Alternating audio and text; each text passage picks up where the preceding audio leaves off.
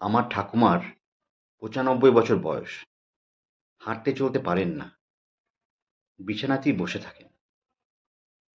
আজ আমাকে দেখে ডাকলেন, ডেকে জিজ্ঞেস করলেন, বাইরে এত কিসের আওয়াজ?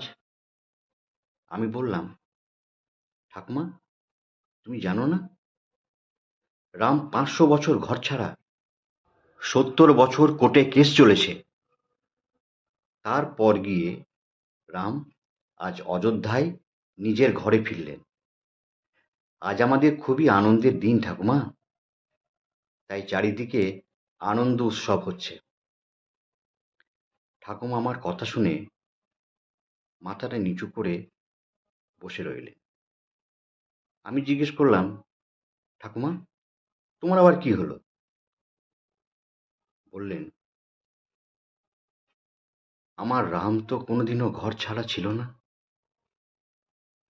অযোধ্যা তো ওনার বৈঠকখানা, ওনার আসল ঘর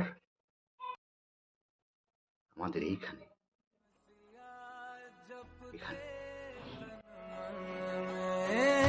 मंगल भवन